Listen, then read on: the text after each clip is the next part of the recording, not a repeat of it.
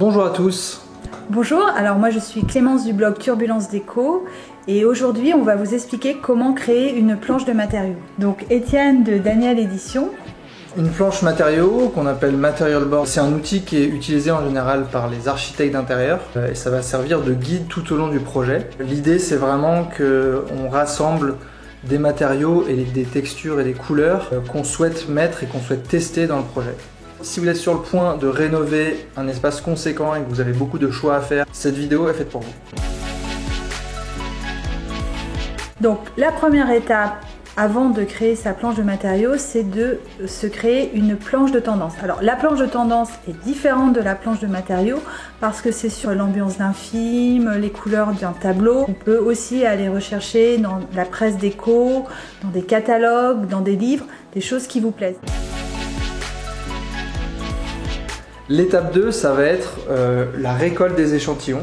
Vous pouvez déjà aller voir dans les boutiques de design pour tout ce qui est mobilier, luminaires et accessoires. Souvent, il y a des échantillons qui sont à disposition sur leur site, des échantillons qui peuvent vous être envoyés par la poste. Ensuite, pour tout ce qui est grande surface, sol et mur, vous allez privilégier des grands échantillons. Vous pouvez aussi aller chez vos artisans pour ce qui est bois, métal et même céramique. Une fois que vous avez rassemblé vos matériaux, un conseil, c'est de bien penser à noter les références. Vraiment la création de la planche de matériaux. Alors, on va commencer justement par ces grandes surfaces pour tout ce qui est sol et mur. Et ensuite, on va aller superposer en fonction des éléments et de leur taille. Il faut bien penser à garder une cohérence par rapport à la disposition de vos éléments et de votre mobilier dans la pièce.